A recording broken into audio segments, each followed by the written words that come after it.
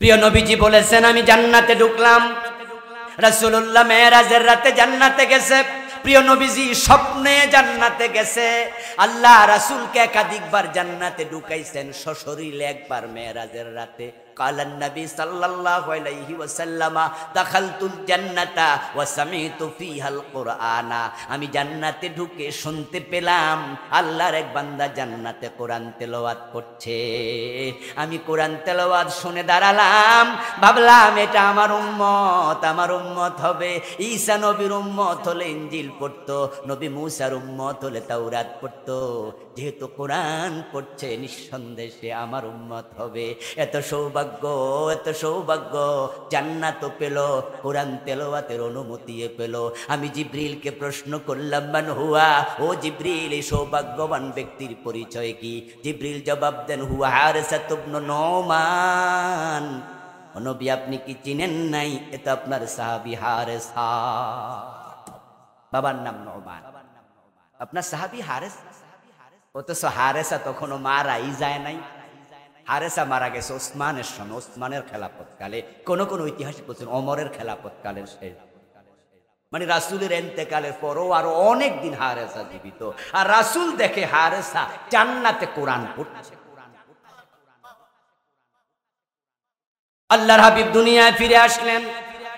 হারেসা ইবনে নুমানকে ডাকলেন, কাছে নিয়ে বললেন, হারেসা, এমন কি নেক আমল করো গোপনে গোপনে, আমি তোমাকে জান্নাতে কোরআন তেলাওয়াত করতে দেখে এসেছি। হারেসা, আমার একটু বলো তো, তোমার কি এমন নেক আমল আছে? হারেসা ইবনে নুমান বললেন, ইয়া রাসূলুল্লাহ, আপনি যা বলেন আমি তো তাই করি। অন্যরা যে আমল করে, নামাজ পড়ে, রোজা রাখে, হজ যাকাত, এগুলো আমি তো এগুলোই করি হুজুর। তবে এক্সট্রা অতিরিক্ত একটা আমল আমার আছে, যেটা সবার নাই। সেটা হলো, আমার একজন বুড়া মা আছে, যেই মা নিজ হাতে খাইতে পারে না, খুব বুড়া। আমি হারেসা তাকে নিজ হাতে খাওয়াই। হযরত হারেসার সাথে রাসূলুল্লাহর কথা চলছে। প্রিয় নবীজি সাল্লাল্লাহু আলাইহি ওয়াসাল্লামের কথা বলার সময় কয়েকজন এলাকার লোক জমা হলো। তারা এসে বলল, ইউতিমুহা বিয়াদিহি ওয়া ইয়াগসিলুহা বিয়াদিহি ওয়া ইয়াকলি রাসাহা বিয়াদিহি। হুজুর ঠিক বলেছে, এই হারেসা মারে শুধু খাওয়ায় না, মা বুড়া গোসলটাও করায়া দেয়। মায়ের গায়ের মাঝে নিজ হাতে তেল মালিশ করে দেয়, মায়ের মাথার চুলগুলো চিরুনি দিয়ে আশ্রায়া দেয়। হারেসা তার মাকে এত সেবা করে, যেটা হুজুর আমরাও করি না। প্রিয় নবীজি শুনে বললেন, কাযালিকুমুল বিররু কাযালিকুমুল বিররু কাযালিকুমুল বীর। হারেসা, আমি বুঝেছি রে, তোর মায়ের দোয়া বিররুল ওয়ালিদাইনের কারণে দুনিয়ায় থাকতে তুই জান্নাত পেয়ে গেছিস রে। পর্দার অন্তরালের সতী সাধবী সম্মানিতা মা ও বোনেরা, প্রিয় দিনী ভাইয়েরা, কেমন আছেন আপনারা? মাশাআল্লাহ, আমিও ভালো আছি। 5 তারিখের পরে আরো বেশি ভালো, কারণ এখন আমরা আলেম ওলামারা মোটামুটি নিশ্চিন্তে আছি যে পুলিশ যাওয়ার পথে অ্যারেস্ট করবে না। আগে কিন্তু আমরা টেনশনে থাকতাম। আপনারা তো আর শুনে চলে যেতেন, আর আমরা দুরূদ শরীফ পড়তে পড়তে যাইতাম, লা ইলাহা ইল্লা আনতা সুবহানাকা ইন্নী কুনতু মিনাজ জালিমিন, যে আল্লাহ বিপদ থেকে বাঁচাও।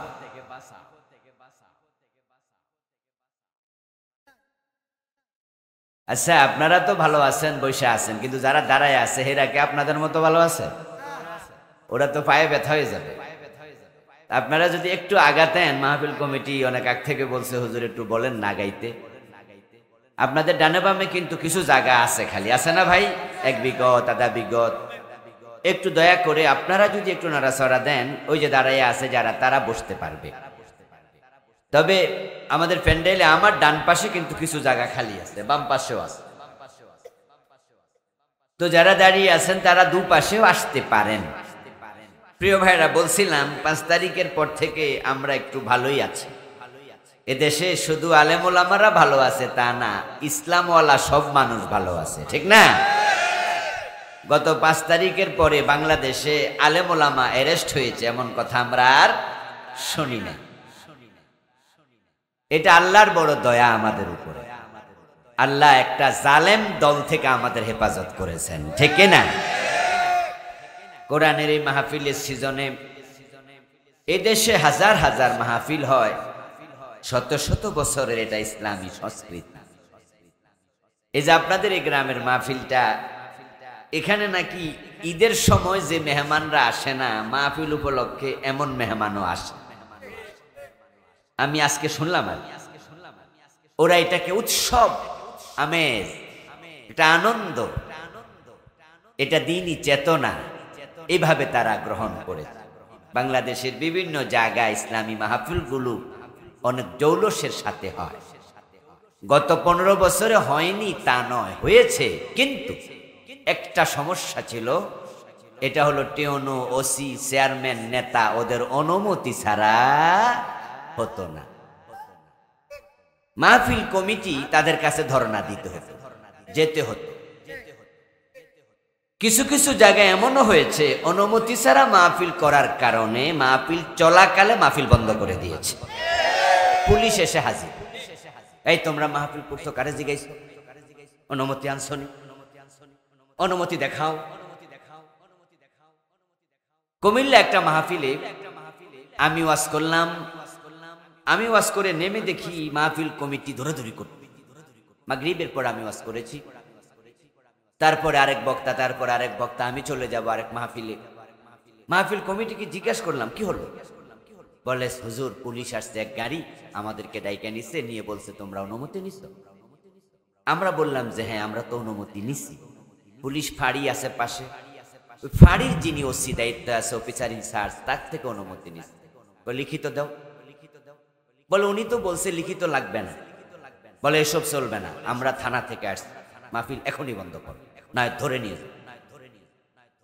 তা আমি নামার সাথে সাথে পরবর্তী বক্তা তুলতে পারে নাই, বিশাল আয়োজন ছিল।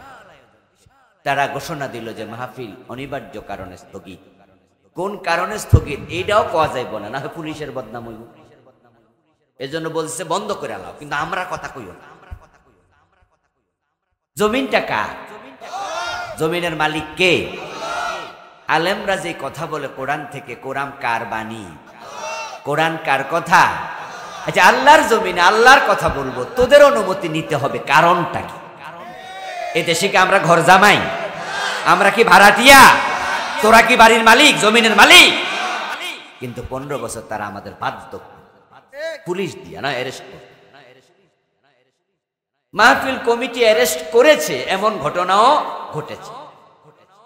মামলা তো রেডি আছে, শুধু ধৈর্য নিয়ে ঢুকাই দিব। অমুক জায়গায় গাড়ি ফোড়ার মামলা, অমুক জায়গায় বোমাবাজির মামলা আছে না? যত থানা বাংলাদেশে আছে বোমাবাজি, গাড়ি ফোড়ানোর মামলা নাই, রেডি। এমন থানা কি একটা আছে? সব থানায় কমন মামলা, গায়েবী মামলা। শুধু ধরে নেবে আর আপনার নাম ঢুকাই দেবে। মামলা 5 বছর আগের, অসুবিধা নাই। শেষে তো লেখা আছে গং। কি লেখা আছে? 5-7 দর্জনের নাম আছে, পরে গং লেখা আছে। গং মানে কি? মানে আরো আছে, আমনেও আছে, আমিও আছি, সবাই আছে। শুধু ধরে নিলে সারে। শুধু হেফাজতের বিরুদ্ধে মামলা আছে, কথা বলেন না কেন? হেফাজতের বিরুদ্ধে সারা দেশে মামলা আছে না নাই? জামাতের বিরুদ্ধে আছে না নাই? তো ধৈর্য নিয়ে শুধু দাড়ি মাপ দিব। যদি দাড়ি লম্বা দেখে হেফাজত, ছোট দেখলে জামাত। মামলা রেডি আছে, শুধু দাড়ি মাপ। আর যদি দাড়ি না থাকে সন্ত্রাসী মামলা। কত মামলা আছে। আল্লাহর জমিনকে তারা জবরদখল করেছে, অন্যায় দখল করেছে, কোরআনের কণ্ঠকে চেপে ধরেছে, আলেম ওলামাকে হেও করেছে, শাপলা চত্বরে গুলি করেছে, সকালবেলায় কানে ধরে আলেমদেরকে লাইনে পালাতে বাধ্য করেছে। যারা আলেম ওলামাদের উপরে এত জুলুম করলো, আল্লাহর কোরআনের কথা বলতে বাধা দিল, তাদের উপরে আসমানের মালিক রেগে গেছে। তাই এমন ভাবে পালাইছে, রান্না করা ভাত খাইয়া পলাইতে পারে নাই। ঠিক না? ঠিক না? 805 বছরের ইতিহাস ব্রেক করে দিয়ে। 805 বছর আগে নাকি রাজা লক্ষণ সেন তার রাজ দরবারের পিছন দিয়া পালাইছে। এরপরে 805 বছরে বাংলার ইতিহাসে কোন রাষ্ট্রপ্রধান আর পালায় নাই। উনি পালাই। শোনেন, জামাই বাড়িতে জালেম স্বামী মেয়ের অত্যাচার করে, বউরে মারে। তো এলাকার দু চারজন বান্ধবী আছে, যা আছে, ননদ আছে, ওরা কানে কানে কয়, এই তোরা এত মারা মারে, তুই পলাই যা। ব্যক্তিত্বশীল মেয়ে বলে, পলাইলে মানুষ বদনাম করবে, প্রয়োজন মাইর খাবো, এখানে মরবো, মানুষ জামাইরে ধরুক, হে মামলা খাক, হে মারল কেন, মানুষ জানুক আমি অপরাধী না, সে অপরাধী হবে, কিন্তু পলাইলে তো আমি অপরাধী হব। পলানো ভালো জিনিস না। তো আমাদের নেত্রী পলায়া প্রমাণ করছে অপরাধী তিনি নিজে।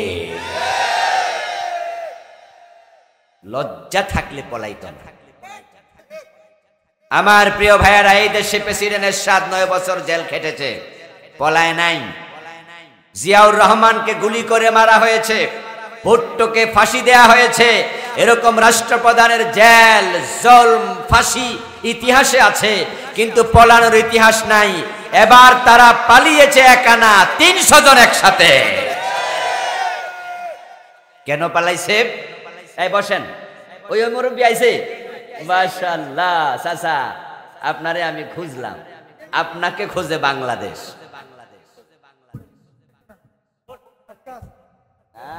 আলহামদুলিল্লাহ, মাশাআল্লাহ মাশাআল্লাহ, আপনি আমার জন্য দোয়া করুন।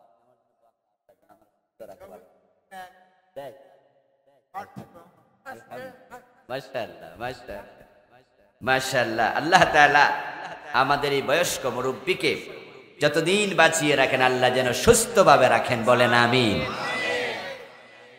পরমুখাপেক্ষিতাহীন জীবন দরকার। এই দোয়া আমরাও আল্লাহর কাছে করি, আল্লাহ যেন আমাদেরকে যে কয়দিন বাঁচাইয়া রাখে অন্যের মুখাপেক্ষী না করে, আমাদেরকেও যেন আল্লাহ সুস্থভাবে ঈমানের সাথে বাঁচাইয়া রাখে। আবারও বলেন আমিন। প্রিয় ভাই, বলছিলাম যে আরশের মালিক তাদের উপর রেগে গেছে। এখান থেকে আমাদের জন্য শিক্ষণীয় আছে কিনা? আছে। রাস্তা দিয়ে একজন দৌড় মারছে, দৌড় মেরে বাসের তলে চাপা পড়ে মরে গেছে। আপনি দেখলেন? আচ্ছা, দেখে পরে রাস্তা দিয়া দৌড় মারতে আপনি কি সাবধান হবেন না?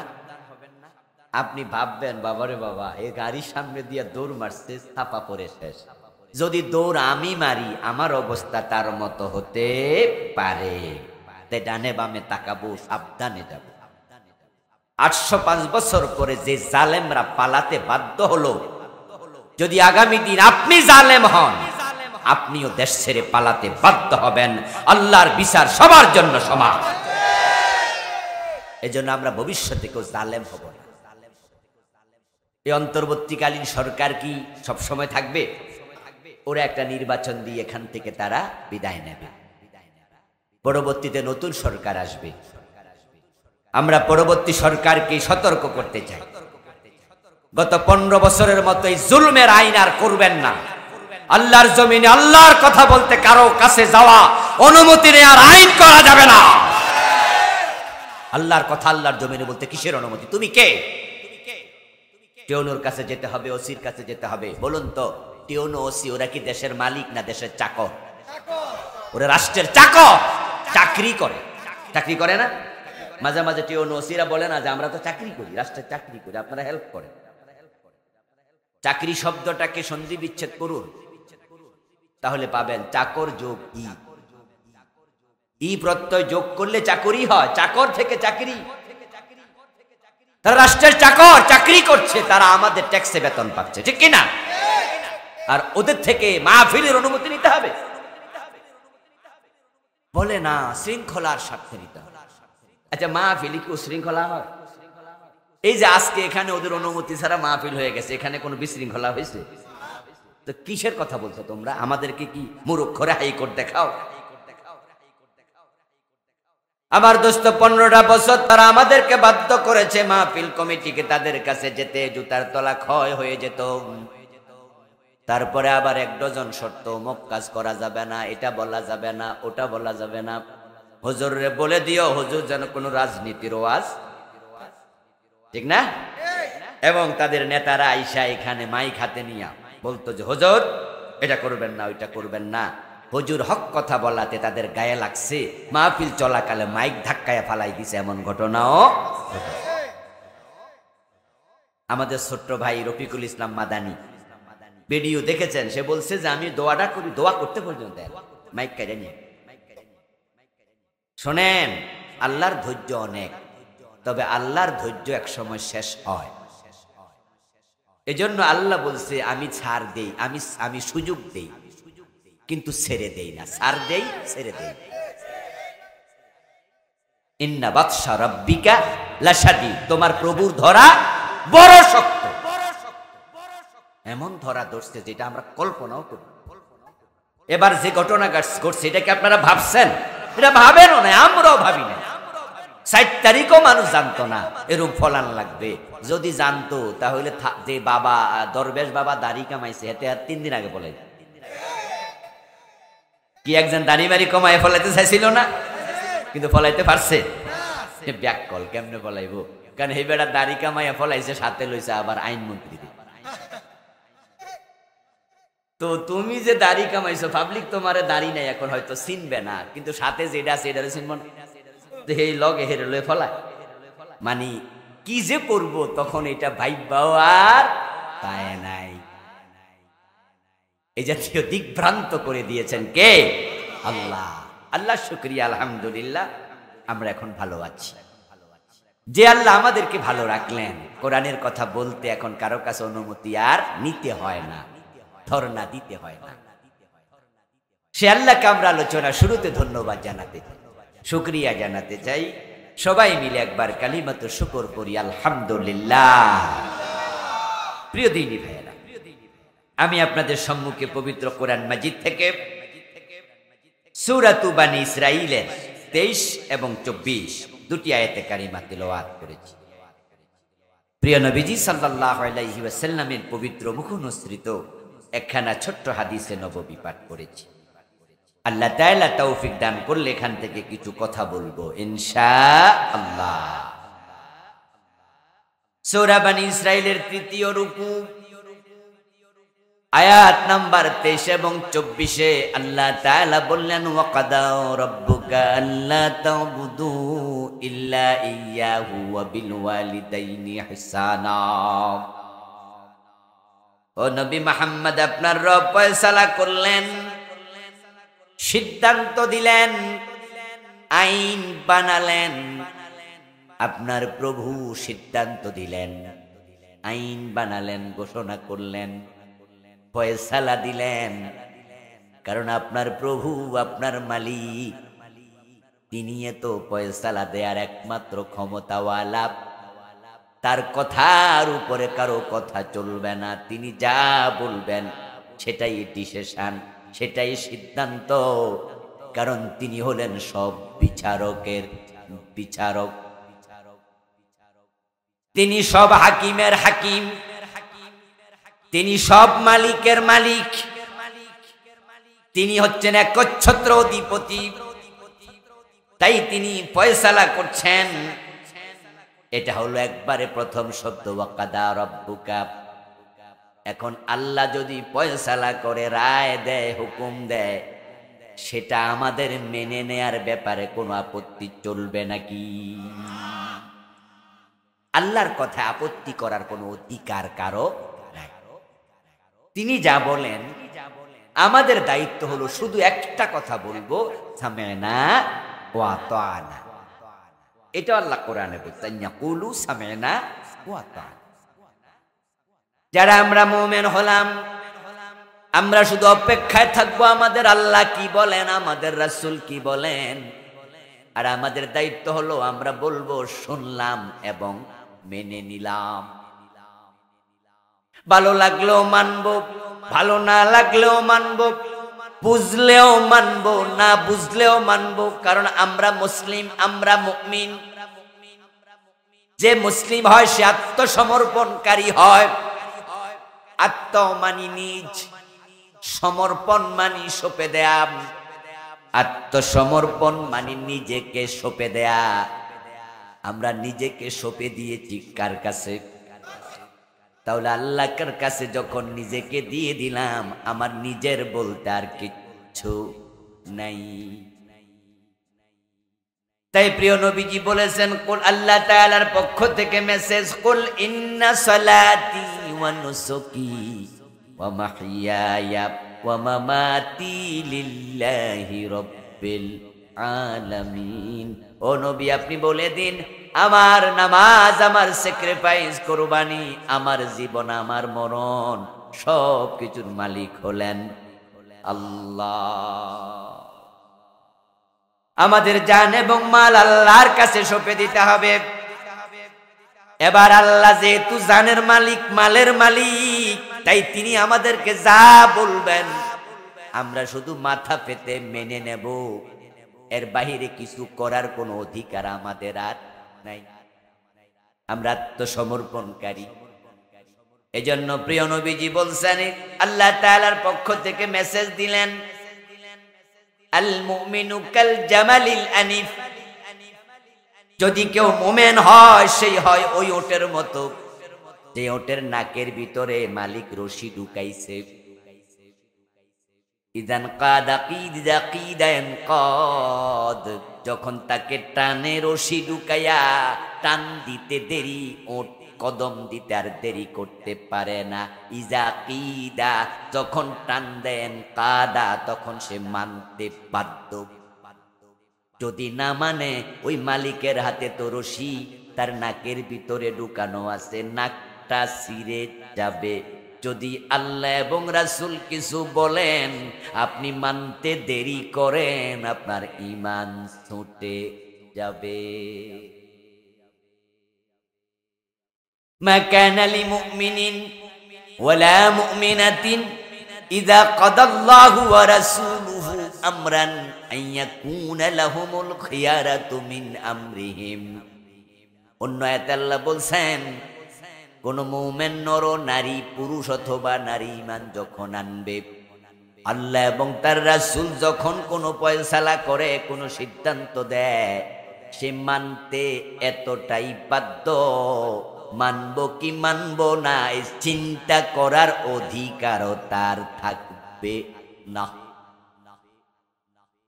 শুধু বলবে মানলাম মানলাম মানলাম, বুঝলেও মানলাম, না বুঝলেও মানলাম।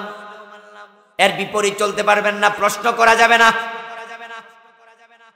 প্রিয় নবীজি আল্লাহর পক্ষ থেকে আমাদের শোনালেন,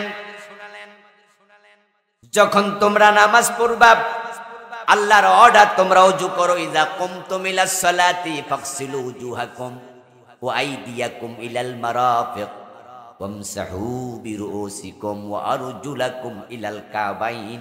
তোমরা মুখ ধো, তোমরা হাত ধো, তোমরা মাথা মাসা করো, তোমরা পা ধৌত করো, যার নাম হলো ওযু। ঠিক নামাজ পড়বা, ওযু করো।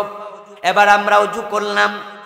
ওযু করার পরে প্রিয় নবীজি বলছে, শোনো, যদি তোমার পেট থেকে পিছনের রাস্তা দিয়া হাওয়া বের হয়, তাহলে তোমার ওযুটা ভেঙ্গে যাবে, তুমি আবার ওযু করো।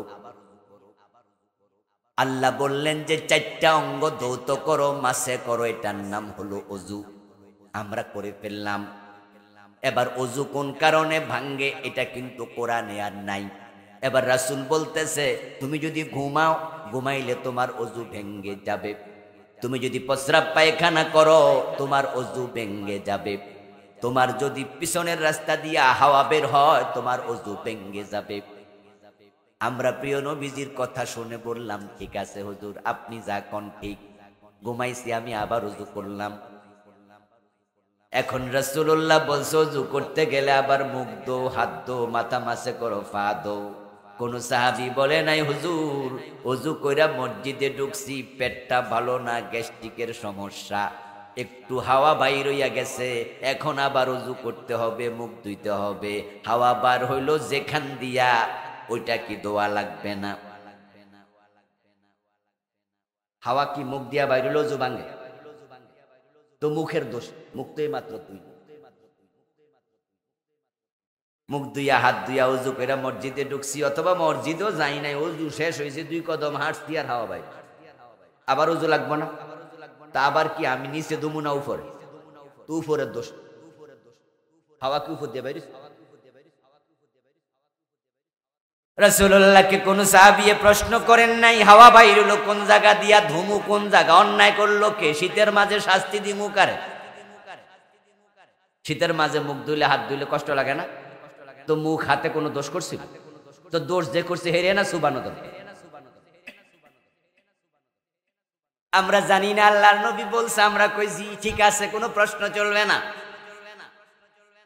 আমরা যখন তায়াম্মুম করি, তায়াম্মুম করলে ধুলাবালি যায় না আরো লাগে। ওযু যখন আমরা করি আমরা সবাই বুঝি ওযু করলে ধুলাবালি যায়, পবিত্র হওয়া যায়, পরিচ্ছন্ন হওয়া যায়, ময়লা চলে যায়। তা আপনি নামাজ পড়বেন, হাত ধুন, মুখ ধুন, ময়লা আছে সব সরাইয়া দেন, নামাজে খাড়ান। আমরা বুঝছি কামটা ঠিক আছে, পবিত্র হলাম। কিন্তু এমন এলাকায় গেলেন যে এলাকায় কোনো পানি পাওয়া যায় না, এবার কয় মাটির মাঝে কষা মারো, ওই মাটি দিয়া মুখ মোছো। তো ময়লা কি গেল না আরো লাগলো? তো হইলটা কি? বুঝেন নাই কথা? তো কি হইল?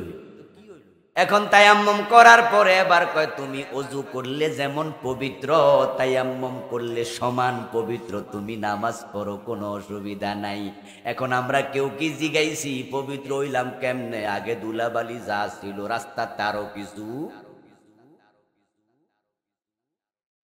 মা কানা লিমুমিনিন ওয়ালা মুমিনাতিন ইযা কাদাল্লাহু ওয়া রাসূলুহু আমরান আন ইয়াকুনা লাহুমুল খিয়ারাতু মিন আমরিহিম। রাসূল বলছে তোমার হাওয়া বাইর হইছে, ওযু করো। আমরা প্রশ্ন করি নাই, বলছি জি। আল্লাহ বলছে পানি পাও না, তায়াম্মুম করতে গিয়া মাটি আরো লাগাও। আমরা প্রশ্ন করি নাই, বলেছি জি। কারণ ঈমান আনার পরে আল্লাহ এবং রাসূলকে কোনো প্রশ্ন করা যাবে না, যা বলবে তাই মানো। তো রাসূল বলছে মদ খাইলে 80 বেত লাগাইতে হবে। বাংলাদেশের মানুষ মানছে কয়দিন? আল্লাহ কইছে চুরি করলে হাত কাটতেই হবে। বাংলাদেশের মানুষ 53 বছরে মানছে কয়দিন? তো আল্লাহ এবং রাসূল যা বলে তা না মানলে তুমি মুসলিম কইল কে?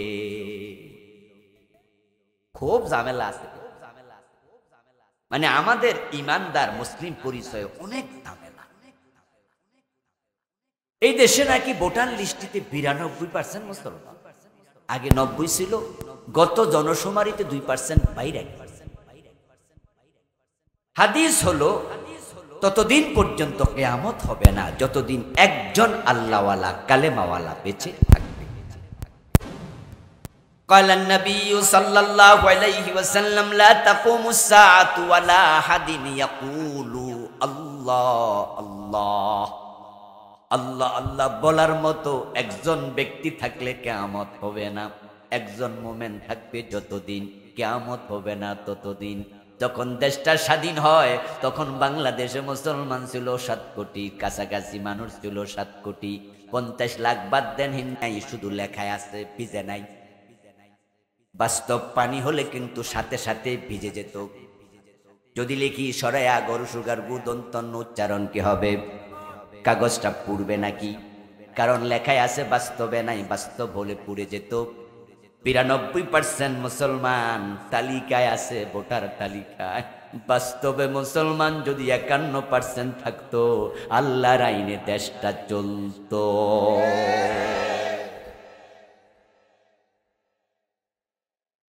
وَقَضَى رَبُّكَ أَلَّا تَعْبُدُوا إِلَّا إِيَّاهُ وَبِالْوَالِدَيْنِ إِحْسَانًا। তোমার রবের ফয়সালা। এখন আল্লাহ যে ফয়সালা দেবেন একটু পরে, সেগুলো আমি বলবো। আজকে 2টি, এখানে অনেকগুলো আছে, নিজেরা একটু পড়ে নেবেন। তাফসীর যাদের আছে বাংলায়, আরবি, সূরা বনী ইসরাঈলের 3য় রুকু, অনেকগুলো বিধান আল্লাহ দিয়েছেন।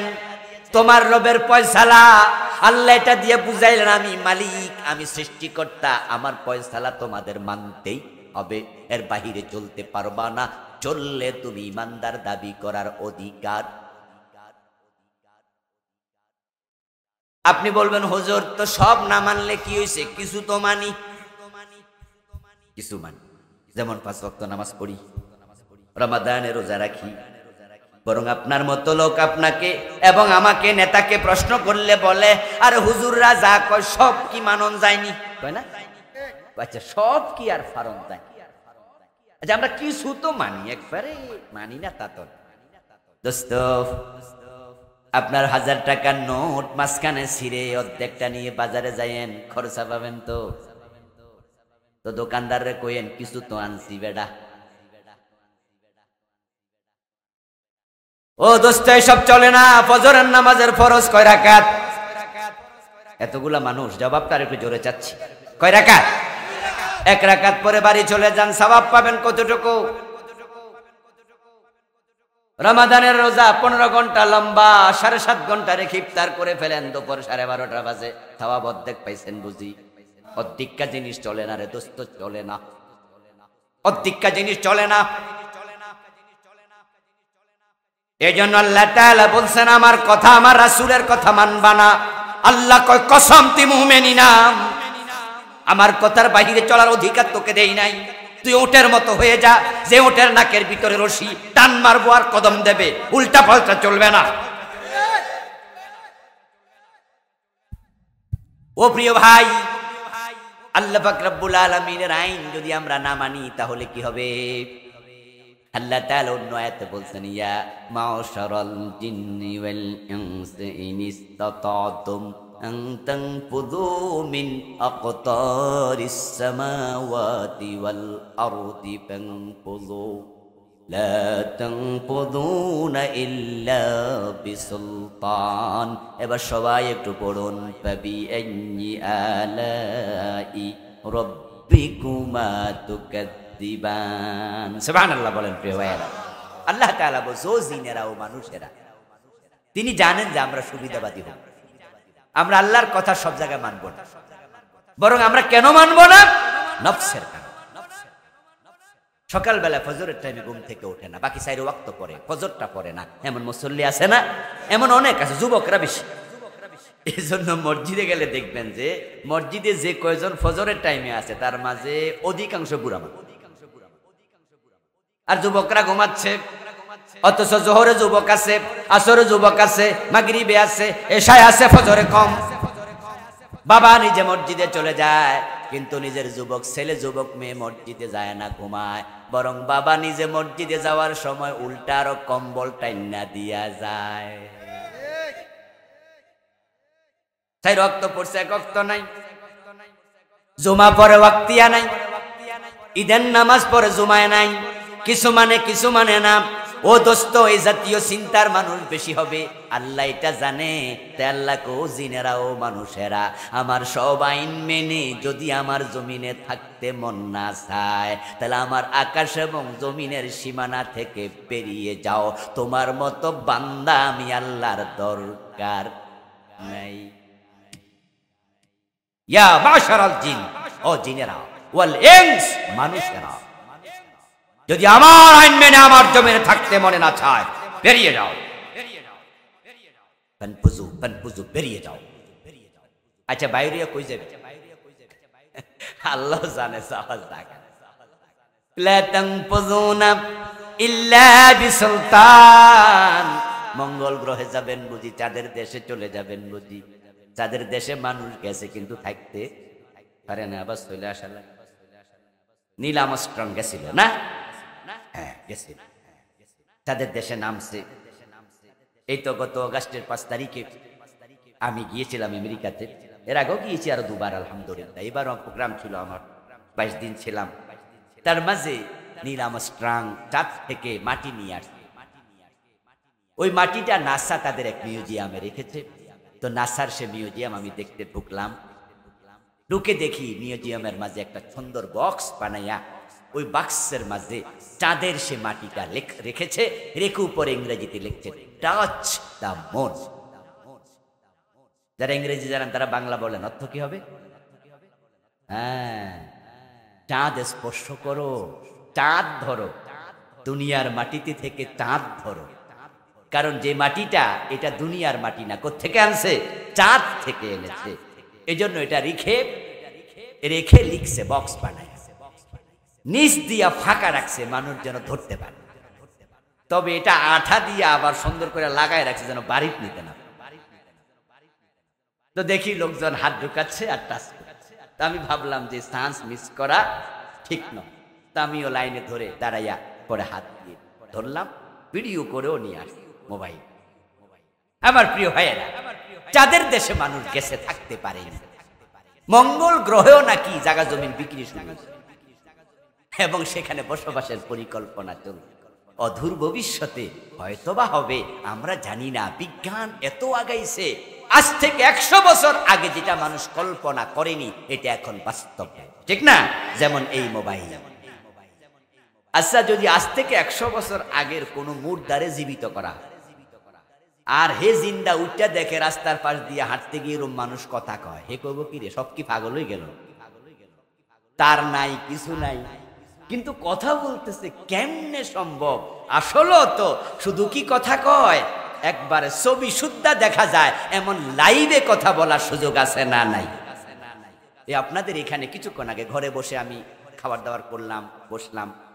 আমার এক দোস্ত আমার কানাডা থেকে SMS করলো যে ভাই আপনার সাথে কি ভিডিও কলে 1 মিনিট কথা বলা যাবে? তো আমি ভাবলাম কামগাছ যেহেতু না, আমার দোস্ত মানুষ, একটু কথাই বলে ফেলি।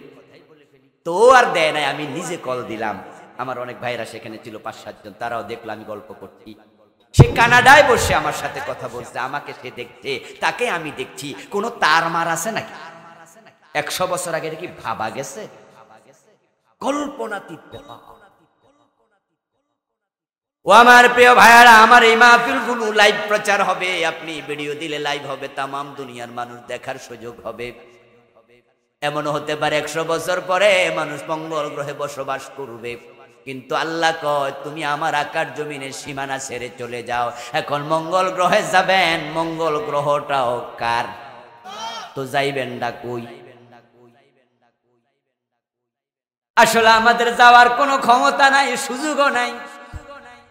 যেহেতু আল্লাহর জমিনে, আল্লাহর মাখলুকের ভিতর আকাশ এবং জমিনের মাঝখানে থাকা লাগবে। মঙ্গল গ্রহ আকাশের নিচেই আছে, যাবেন আর কই? এখন আল্লাহর গ্রহের ভিতরে, আল্লাহর মাখলুকের ভিতরে থাকতে হলে আল্লাহর ফয়সালা মেনে নেওয়া দরকার আছে না নাই? যাইতে পারলেন না, আল্লাহ কয় যাও গা, বেরিয়ে যাও। পরে কয় কোথায় যাইবা? যাইতে পারবা না, সব আমার। এখন আল্লাহর জমিনে থাকলেন কিন্তু আল্লাহর আইন মানলেন না। রেজাল্ট কি হবে? এবার রেজাল্ট শুনুন। রেজাল্ট হলো, একটা দিন আসবে যখন আজরাইলের সাক্ষাৎ আপনার সাথে হবে, তখনই রেজাল্ট ঘোষণা হবে। ওয়ালাউ তারা ইয ইয়াতাওয়াফাল্লাযীনা কাফারুল মালাইকাতু ইয়াদরিবুনা উজুহাহুম ওয়া আদবারহুম ওয়া যুকু আযাবাল হারিক। চিৎকার দিয়া পড়েন নাউজুবিল্লাহ। এটা নাউজুবিল্লাহর আয়াত, সুবহানাল্লাহর আয়াত। এই আয়াতে যথেষ্ট শক্তিশালী এবং বড় জঘন্য নিউজ দেওয়া হয়েছে। যারা আল্লাহর কথা মেনে চলবে না, কুফরি করবে, আল্লাহর আইনের সাথে বিরুদ্ধাচরণ করে জীবন চালাবে, ফেরেশতা যখন আসবে সাক্ষাতের সাথে সাথে চেহারার মাঝে, পিঠের মাঝে জাহান্নামের আগুনের বানানো চাবুক দিয়ে পিটাতে শুরু। কোরআনের আয়াত শোনালাম। কোরআনের উপর বিশ্বাস আছে তো? বিশ্বাস আছে তো? এই জন্য আমরা আল্লাহর আইনের উপর বিশ্বাস এনেছি, ঈমান এনেছি। আল্লাহর আইনের কথা বলি, আল্লাহর আইন সমাজে প্রতিষ্ঠার কথা বলি। আমার ওয়াজের কারণে এদেশ ইসলাম কালকে কায়েম হয়ে যাবে তা কিন্তু না, এত সোজা না। কিন্তু ইসলাম কায়েম হোক আর না হোক, আমি বলতে বলতে মরতে চাই, আল্লাহ যেন ফেরেশতা দিয়ে সালাম দেওয়ায়, আমাকে যেন চেহারায় পিটা খাইতে না হয়।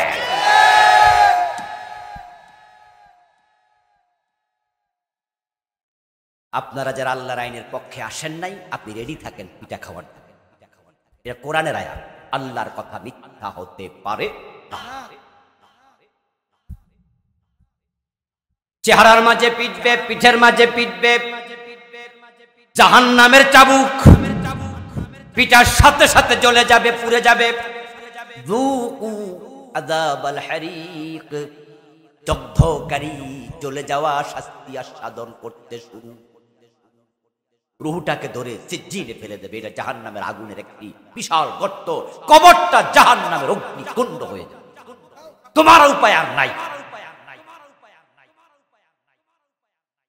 আর যদি তা থেকে বাঁচতে চান, ফেরেশতার সালাম পেতে চান, সেটাও কোরআনে আছে। কোরআনে আছে আল্লাযীনা তাতাওয়াফাহুমুল মালাঈকাতু তাজ্জিবিনা ইয়াকুলুনা সালামুন আলাইকুম উদখুলুল জান্নাতা বিমা কুনতুম তা'মালুন। এবার সুবহানাল্লাহ পড়ে।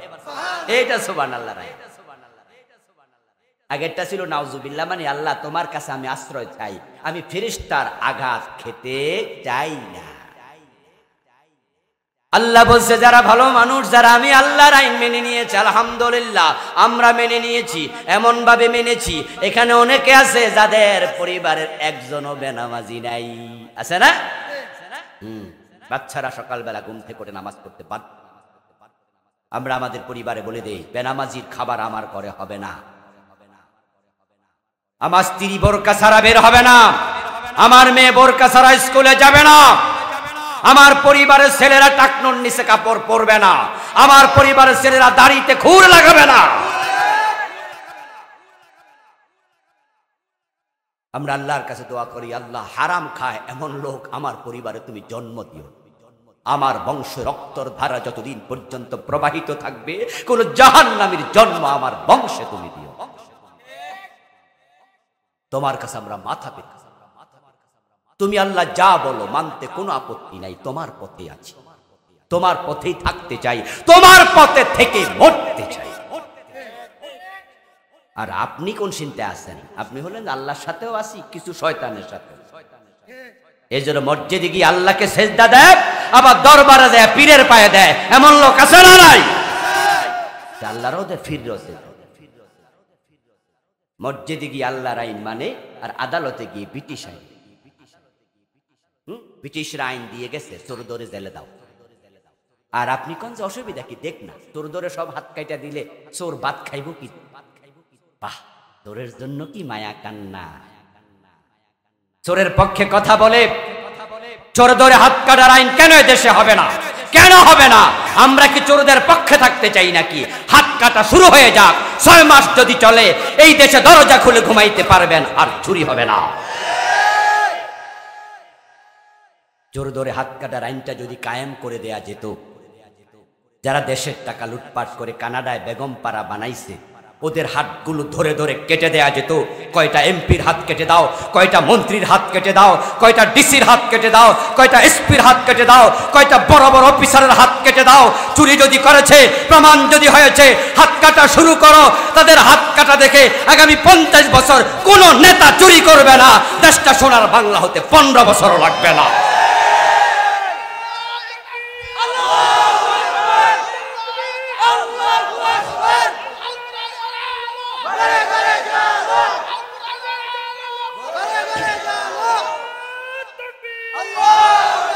ইসলাম এসেছে মানুষের শান্তি এবং নিরাপত্তার জন্য। এমন এক যুগে এসেছিল যে যুগের নাম ছিল আইয়ামে জাহিলিয়া। কোনো নিরাপত্তা এবং শান্তি ছিলই না। এগুলো তো আপনারাই বলেন, আপনারা তো মুসলিম, আপনারাই তো নিজের গর্ব করেন যে আমি একজন মুসলিম হিসেবে আমি গর্ববোধ, আমার ধর্ম শান্তি দিয়েছে পৃথিবী। জাহিলিয়ার যুগ পরিবর্তন করেছে। চুরি ডাকাতি হানাহানি চিন্তায় কিচ্ছু নাই। অর্ধ দুনিয়ার সম্রাট ওমর গাছতলায় একা একা ঘুমায়, বডিগার্ডেরও কোনো প্রয়োজন আর নাই। আমি তো সেই ইসলামের ধারক বাহক, তো সেই ইসলামের দেশ, 92% মুসলিমের দেশ। এই দেশের শান্তি কোথায়? আমরা তো দেখেছি সিলেটের এমজি কলেজে স্বামীর হাত থেকে বউ নিয়ে 8 জনে গণধর্ষণ করেছে। নিরাপত্তা কোথায়? আমাদেরকে কেন এখন 15 টাকা দিয়ে একটা ডিম কিনে খেতে হবে? কেন 60 টাকা 70 টাকা যেটা লাউ কিনতে হবে? কেন সবজির কেজি 70-80 টাকা হবে? কেন 1 কেজি ডাল আমাদেরকে 120-30 টাকা দিয়ে কিনতে হবে? কেন আমাদেরকে 1 কেজি তেল 200 টাকা দিয়ে কিনতে হবে? যদি দেশের টাকা দেশে থাকতো, চুরি ডাকাতি না হতো, রাস্তায় চাঁদাবাজি বন্ধ করা যেত, উৎপাদন হলে উত্তরবঙ্গে 1 কেজি টমেটোর দাম 60 টাকা, 8 টাকা, 10 টাকা, ঢাকা কাউরন বাজার আসতে 30 টাকা হয়ে যায়। রাস্তায় রাস্তায় চাঁদা দিতে হয়। যদি চাঁদাটা দিতে না হতো, তারা যখন উত্তরবঙ্গে কিনে ওই শিবগঞ্জে, ওই বগুড়ায় যেখানে অনেক ফসল হয়, আমরা দেখি বিভিন্ন সময় মাহফিলে যাওয়ার সময় রাস্তার দুপাশে কত স্তূপ হয়ে আছে বিভিন্ন রকমারি আমাদের সবজি। যদি সেখানে 8 টাকা করে কেজি কিনতো, 3 টাকা যদি তার গাড়ি ভাড়া পড়তো, ঢাকায় 11 টাকায় পৌঁছে যেত, 3 টাকা 4 টাকা ব্যবসা করলে 15 টাকায় কেজি আমরা কিনতে পারতাম, ঠিক কিনা? কিন্তু কেমনে কিনবেন? ওরা আসতে তো 5 জায়গা 7 জায়গা 10 জায়গা দিতে হয়তো। যখন এটা তারা সেখানে 60 টাকা 8 টাকা দিয়ে কিনে কাউরন বাজার আসতে আসতে তা 25 টাকা পড়ে যায়, এটা 5 টাকা ব্যবসা করলে 30 টাকা হয়ে যাবে। যদি খরচা পড়ে যায় 50 টাকা, 5 টাকা ব্যবসা করলে 55 টাকা বেচা লাগবে। শেষ পর্যন্ত আমাদের পরে যদি ইসলাম আসতো, চাঁদাবাজি থাকতো না, তাহলে আমরা দুনিয়াতে শান্তি পেতাম। চোর ডাকাতে দেশটা ভরে গেছে। আর চোরের হাত কাটার কথা বললে আপনি বলছেন যে চোর ভাত খাইব। আসলে চোরের জন্য মায়া কান্না তা নয়, বরং আমাদের নেতাদের অনেকেই ঘরে আয়না দেখলে আয়নার ভিতরে চোর দেখতে পায়। নেতৃত্ব বললেনই তার ফিয়ন কয়শো কোটি টাকার মালিক, 400 কোটি টাকা। কয়শো কোটি? 400। ওরে বাবারে, বলে কি রে? ফিয়ন যদি 400 কোটি টাকার মালিক হয়, বাড়িওয়ালা কয়শো কোটি টাকার মালিক, কয় হাজার কোটি? কি কইবেন? কি কইবেন? কওয়া যাবে না তো, কওয়া যাবে না। এক এসালম গ্রুপ বাংলাদেশের ব্যাংকগুলোকে শেষ করে দিয়ে কোরআনের আইন চালু করে দিয়ে দেন। কোরআনের পক্ষে চলে আসেন, দুনিয়ায় শান্তি দেখে মরতে পারবেন। আপনারা কত আরামে থাকবেন কল্পনা করতে পারবেন না। এই দেশটাকে আল্লাহ কত নিয়ামত দিয়ে ভরপুর করে দিয়েছে। এই যে আমি বললাম গত অগাস্টে আমি আমেরিকায় গেলাম, সেখানে গিয়ে এর আগে শীতকালে একবার গিয়েছিলাম 2019 বা 21-19 গিয়েছিলাম, তখন শীতকাল ছিল না। 21 গিয়েছিলাম, শীত ছিল, নভেম্বর মাস। আমার এত ঠান্ডা লাগলো, 2-3 দিন পরে, মাত্র 10 দিন ছিলাম, নাক দিয়ে নাক দেখি রক্ত বের হচ্ছে। এক বাঙালি ভাইকে বললাম, এত শীত, আমার তো নাকে রক্ত জমে গেছে। উনি বলল, হুজুর শীত তো এখনো আসতেই নাই। বললো, শীত দেখবেন হুজুর ডিসেম্বরের 15 থেকে আপনার ফেব্রুয়ারি পর্যন্ত। আমি কই, আল্লাহ যেন আমারে না দেখা। বলে, হুজুর আমাদের 2 ফিট 2.5 ফিট পর্যন্ত রাস্তায় বরফ জমে যায়। এই যে গাছগুলো দেখছেন, একটাতে পাতা থাকে না। 2 থেকে 3 মাস আমরা বরফে ঢাকা থাকা লাগে। আচ্ছা বলুন তো, বরফে কি সবজি হবে, ফল হবে, ফসল হবে, গাছে কিছু হবে? আর আমার বাংলাদেশ এত সুন্দর আবহাওয়া, 12 মাস ফসল হয়। তো কি সুন্দর! আম খাইয়া আমের বিচিটা ফালাই দিলে নিজে নিজে গাছ হইয়া পরে আমের গাছ হইয়া জন্ম দেয়, ঠিক কিনা? আম কি পরিবেশ, কি আবহাওয়া! আপনারা এখানে সৌদি আরবে গেছেন, দুবাই গেছেন, কতজন আছেন, ও দেশে একটা গাছ জীবিত রাখতে এর পিছনে কত খরচ। দেখবেন গাছের তলায় পাইপ আছে, সকালে একবার পানি দেয়, সন্ধ্যা আর একবার পানি দেয়, না হয় গাছ বাঁচবে না। আর আমার দেশে লাউ খাইয়া ফালাইয়া দেবেন, লাউয়ের বিষে পাখি খাবে, পাখি খাইয়া পায়খানা করলে হেনটা আবার গাছ হইয়া লাউ দেয়। এরপরও দেশটা ধনীর তালিকা না গরিবের তালিকা? ব্যাংকে যাইয়া দেখেন 5 লাখ টাকা এখন একসাথে ব্যাংকওয়ালারা দিতে পারে না। আপনার ট্যাক্স ডিজনার বলবে, তাই পরে আসবে। কারা ফতুর বাড়ালো? ওরা যারা চোখ। আমরা আল্লাহর আইনের পক্ষে, আপনারা পক্ষে চলে আসেন, চোরদের বিপক্ষে দাঁড়ায়া যান। তারা আপনাদেরকে চাকরি দেয় না, ভাত দেয় না। আপনার রিজিকের মালিক রাজ্জাক। এখন থেকে বলেন, আগামীতে আল্লাহর আইনের সাথে আছি। দেশটা যদি আল্লাহর আইনে এসে যায়, দেখবেন যে গরিব আর থাকবে না। ওমরের সময় জাকাত বিভাগের কর্মচারী জাকাতের টাকা কাঁধে নিয়ে হাঁটতো, জাকাত খাওয়ার লোক খুঁজে পায় নাই। আল্লাহর আইন না মেনে যদি আল্লাহর জমিনে থাকেন, আল্লাহ তাআলা ফেরেশতা পাঠাবে, মরার সময় ফেরেশতা আইসাই পিটাবে। আমার দোস্তর, আল্লাহ তাআলা কেন ফেরেশতা পাঠায়া পিটাবে? এর কারণ হলো, যারা রাষ্ট্রের আইন মানে না, রাষ্ট্রের আইনের বিপরীতে চলে, চুরি ডাকাতি হত্যা সন্ত্রাস করে, দর্শন করে, এমন লোকদের বিরুদ্ধে মাঝে মাঝে হুলিয়া জারি হওয়ার সিস্টেম আছে না নাই? দেখবেন যে পুলিশ পক্ষ থেকে ঘোষণা হয় ফেরারি আসামি ধরাইয়া দিলে পুরস্কার দেয়া হবে, সংবাদদাতার পরিচয় গোপন রাখা। পত্রিকায় দেখবেন যে বলে মোস্ট ওয়ান্টেড আসামি, এটা ফেরারি 10 বছর জেল হয়েছে, পলাই রয়েছে। এমন অপরাধ করছে, ফাঁসির আসামি পলাই থাকে, আছে না বাংলাদেশে?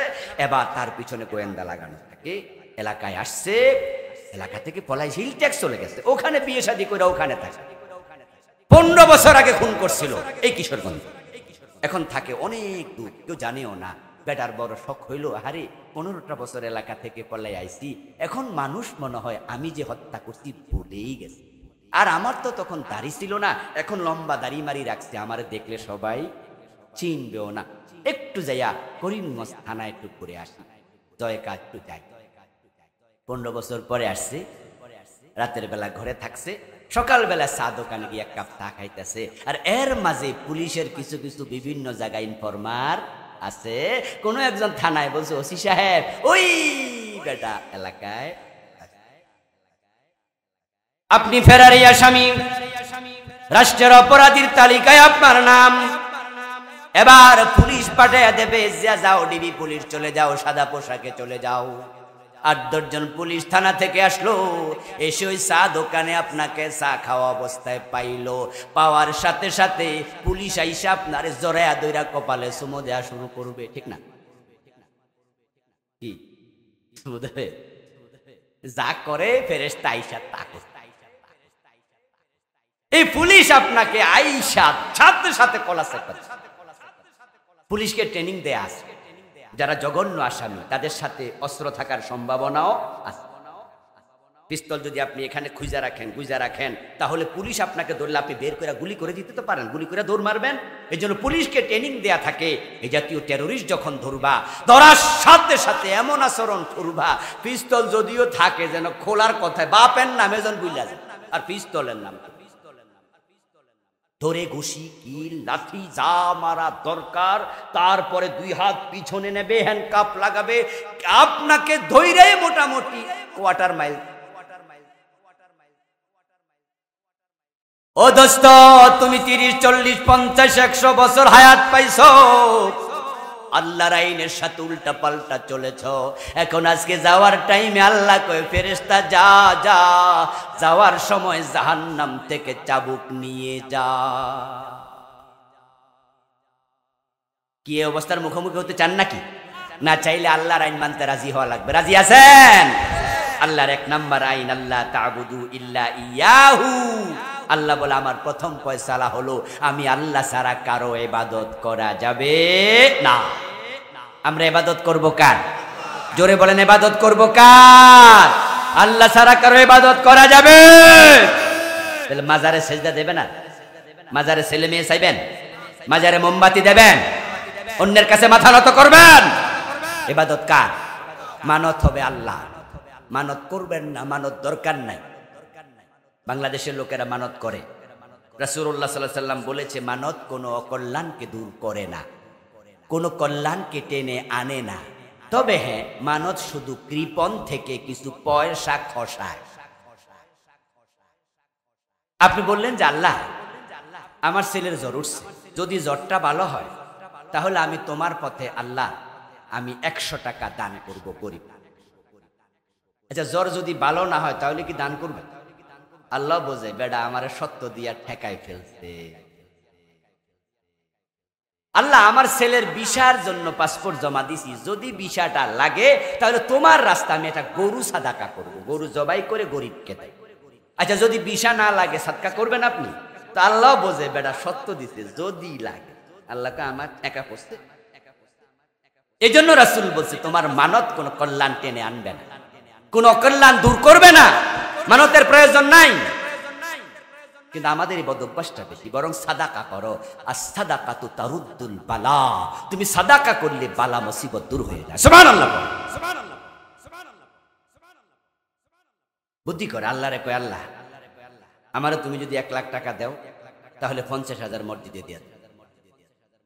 এখন 1 লাখ টাকা আল্লাহর কাছে চাইতে আছে, আল্লাহ 50,000 মসজিদ, আমি অর্ধেক মসজিদ, এক সপ্তাহ যাওয়ার পরে দেখে যে 50,000 কি 5 টাকাও পায় না, টাকার কোনো লাইনই নেই। তো আল্লাহরে কয়, আল্লাহ তুমি কি আমারে বিশ্বাস করো না?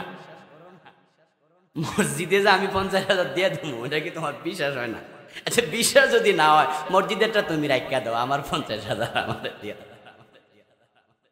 আচ্ছা আপনি আল্লাহর টাকা দিয়ে আল্লাহর মসজিদ উপকার করবেন, আল্লাহরে শর্তে ফেলাইয়া আপনি মানত ফলাবেন?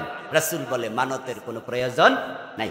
তবে কোরআনে একাধিক আয়াতে আছে যদি কেউ মানত করে তাহলে পূর্ণ হলে মানত আদায় করতেই হবে, এটা ইবাদত।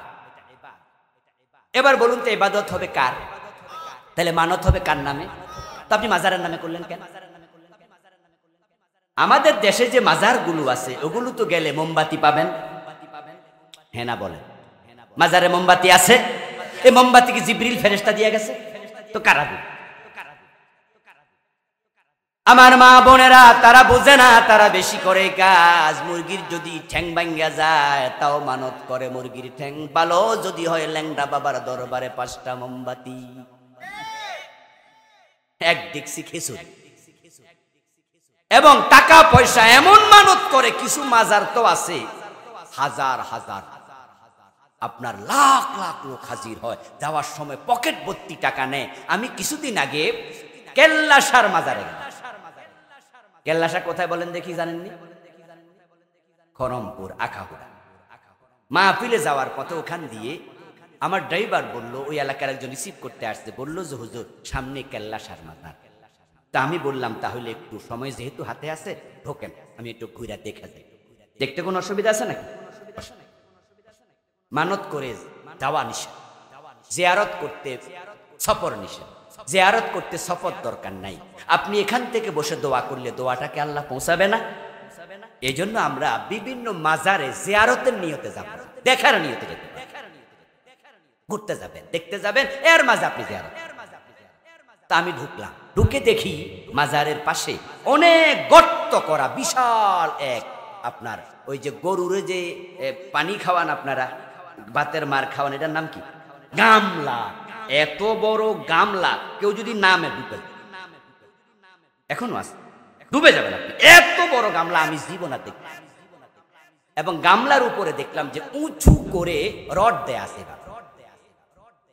তা আমি তখন স্থানীয় লোকদেরকে বললাম, ভাইজান এই গামলা এখানে রড দেয়া কারণ কি? বলে হুজুর উরুষের সময় এখানে মানুষ টাকা দেয় এবং টাকা এমন ভরা ভরে রড পর্যন্ত চলে আসে।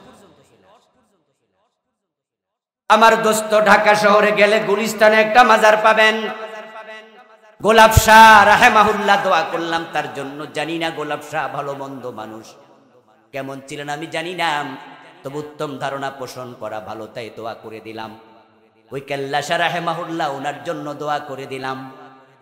তাদের ব্যাপারে আমরা মন্দ ধারণা রাখি না। শাহজালাল রহমতুল্লাহ আলাই উনার মাজারে গেলে, শাহপরান রহমতুল্লাহ আলাই উনার মাজারে কবরে গেলে দেখবেন কত মোমবাতিওয়ালা বসে আছে। হযরত শাহপরান শাহজালাল কি কোনোদিন কইছে আমার কবরে মোমবাতি দিও? বলতে পারে এত ভালো মানুষ? শাহজালাল তো মুজাহিদ, উনি তো গরু গোবিন্দের বিরুদ্ধে জিহাদ করার তলোয়ার নিয়েছেন হাতে। ওই তলোয়ারটা এখনো আছে, আমি এটা হাতে ধরে দেখেছিলাম। এক বাড়িতে আছে, ওই বাড়ি গেছিলাম আমরা, অনেকজন ছাত্র মিলে গেছিলাম 99 সনে, খুঁজে বাইর করছি। বাংলাদেশের লোকেরা তো যায় কি যাওয়ার জন্য, আইয়া কয় যে বড় বড় গজার মাছ। আচ্ছা শাহজালালের মাজারে গজার মাছ কেন? কিশোরগঞ্জ বাজারে গজার মাছ নাই? আমরা সেখানে গিয়ে খুঁজে বের করলাম শাহজালালের তলোয়ারটা কোথায়। লোকজন বললো যে হুজুর ওই পাশে যান, ওই বাড়িতে আছে। আমরা গেলাম, খোঁজ নিলাম, বাড়িওয়ালা বললো যে হ্যাঁ আমাদের বাড়িতে ওই তলোয়ারটা এখনো আছে। ওটা হাতে নিলাম আমরা পর্যায়ক্রমে, সবাই মিলে ধরলাম। 2.5 থেকে 3 কেজি ওজন হবে কম বেশি। আমরা হাতে নিলাম, শপথ নিলাম যদি এই দেশে জিহাদ করার প্রয়োজন হয় শাহজালালের মতো তলোয়ার হাতে নেব ইনশাআল্লাহ। আমার প্রিয় ভাইয়েরা, হযরত শাহজালাল শাহপরান উনারা ভালো মানুষ। গোলাপ শাহ কেমন মানুষ জানি না, ধরে নিলাম তিনি ভালো মানুষ। উনার বাজারে আপনি টাকা দিলেন, পয়সা দিলেন, বলুন তো এই শাহজালাল শাহপরান কেল্লা শাহ দুনিয়ার 1 কোটি টাকা উনারা পার্সেন্টেজ হিসাবে কত পার্সেন্ট পায়? কি কিছু পার্সেন্টেজ পায় না? তো খায় কেনা? খাওয়ার কিছু লোক আছে। দিলেন কারে? খাইলো যারা দেয় তারা কত বড় ব্যাক করে। আচ্ছা, এই যে কেল্লা সারে দিলেন, গোলাপ সারে দিলেন, গোলাপ সাজে 1 টাকাও খায় নাই, এটা কি দেন না জানে না? যে দেয় হেতে জানে না ব্যাক কল কারে দিবি, খাইলো কেনা রে? বরং খাইতেছে এমন কিছু লোক যেগুলা গাঁজা পর্যন্ত খায়, এই টাকা দিয়ে গাঁজা কিনা। ও দোস্ত, তোমার কষ্টের টাকায় গাঁজা খাইলো, খাইয়া পেট মোটা বানাই। অথচ গোলাপ শাহ রহমতুল্লাহ আলাইহির মাজারের পাশে দাঁড়ায়া শীতকালে ভিক্ষার থালা হাতে নিয়া কাশতে কাশতে মাটিতে বসে যাচ্ছে, ওষুধ কেনার টাকা নাই, এই 10টা 100 টাকাটা তার বড় দরকার। শীতের কাপড় কেনার টাকা নাই, এই টাকাটা তার বড় দরকার। তুমি ওই গরিবের হাতে দিলা না, ওষুধ কেনার টাকা সে পাইল না, কাশে কষ্ট পায়, শীতে কষ্ট পায়, সেরা কাপড় গায়ে দিয়ে আছে। যদি তার হাতে দিতা, প্রিয় নবীজি বলেছেন, এ গরিবের হাতে হালাল কামাই থেকে দিলে ফাইন্নাল্লাহা ইয়াতাকাব্বালুহু বিয়ামিনি, গরিবের প্লেটে পড়ার আগে আল্লাহ নিজের ডান হাত বিছায়া দেয়। ইবাদত আল্লাহর হবে, মানত আল্লাহর নামে হবে, মাজারের নামে মানত করা শিরক, ঈমান চলে যাবে। ওখানে সেজদা দিলে ঈমান চলে যাবে, সন্তান চাইলে ঈমান চলে যাবে। প্রথম অর্ডার ইবাদত আল্লাহর হবে, আল্লাহর আদেশ মেনে চলা ইবাদত। নামাজ পড়ো ইবাদত, রোজা রাখো এটা ইবাদত, হজ করো ইবাদত, এগুলা করতে বলেছেন আল্লাহ। আল্লাহ যা বলে সেটাই ইবাদত। আল্লাহর জমিনে আল্লাহর আইন কায়েম করো, এই অর্ডারটা কোরআনে আছে না নাই? তো এটা কি ইবাদত না? তো এই ওয়াজ করলে রাজনীতির গন্ধ খোঁজেন কেন? নামাজের ওয়াজ করলে তো বলেন নাই। গতকালকে গেছিলাম, হুজুর শুধু নামাজের কথা কইছে, এত রাজনীতি দরকার আছে?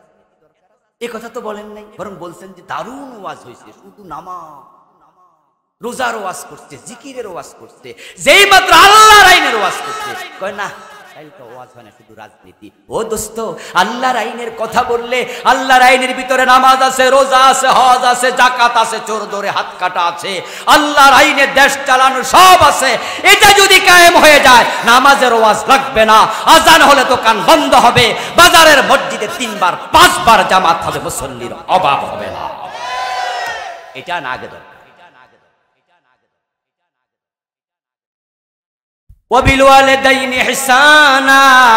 তারপরে আল্লাহর দ্বিতীয় অর্ডার হলো, তোমরা মা বাবার সাথে উত্তম আচরণ করো, ইহসান করো, নামাজ পড়ো, রোজা রাখো, মা বাবার মনে কষ্ট দেও, তোমার নামাজ রোজা এর দিকে আল্লাহ ফিরেও তাকাবে না। কারণ কোন ব্যক্তির আমলের দিকে তাকানোর আগে আল্লাহ তাকায়া দেখে তার উপর তার মা বাবা খুশি আছে কিনা। আল্লাহর অর্ডার গুলো, এগুলো মহিলাদের গলায় দেয়া চেইনের মতো। মহিলারা যে চেইন গলায় দেয়, দেখবেন যে একটার সাথে আর একটা আংটা লাগানো আছে। যদি একটা আংটা খুলে যায়, ওই চেইন কি আর গলায় দেয়া যায়? আল্লাহর অর্ডার গুলো তাই, একটার সাথে একটা লাগানো, একটার সাথে আর একটা লাগানো। এই জন্য আপনি একটা চেইন যদি বানাতে চান, তার 50টা 100টা আংটা যেমন সবগুলো ঠিক থাকা লাগে।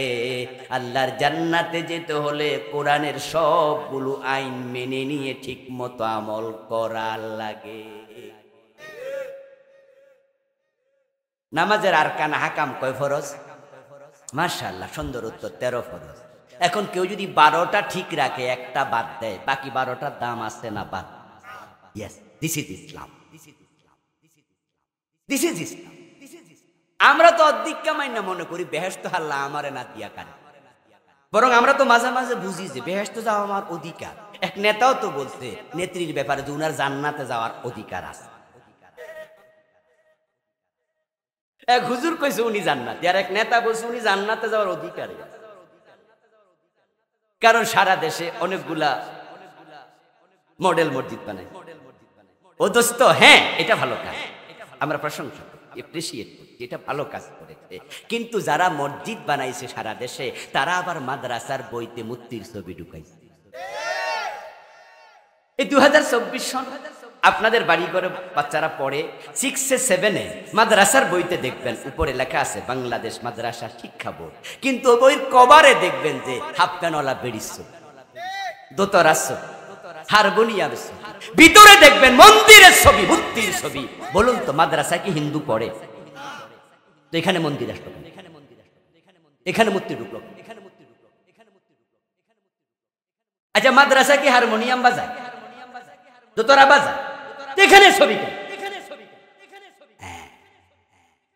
দেখেন মসজিদও বানায়, মন্দিরও বানায়। দুদিল বান্দা কালমা চোর, না পায় শ্মশান না পায় গোর, তাদেরকে বলা হয় মুনাফিক। যারা দুদিকে হাত রাখে।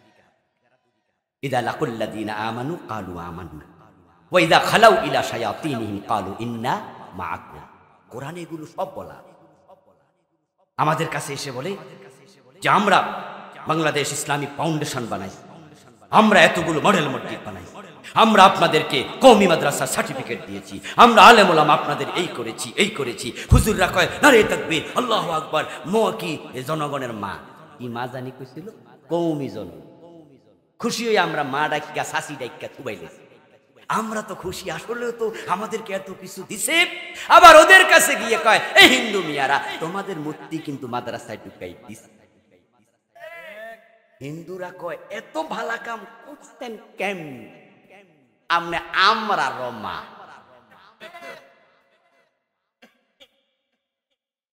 কথা বোঝেন, কথা বোঝেন। দুদিকে হাত রাখে, দুদিকে হাত রাখবে। মুনাফিকরা দ্বিচারী হয়, দ্বিচারী হবেন না, একমুখী হওয়া লাগবে, একমুখী হওয়া লাগবে। আমরা যারা একমুখী, আল্লাহ ছাড়া কারো কথা মানি না, আমাদেরকে তারা সহ্য করে না, রাজাকার বলে পর্যন্ত গালি দেয়। অথচ আমাদের জন্মেই স্বাধীনতা, কিন্তু গালি খাইলাম না।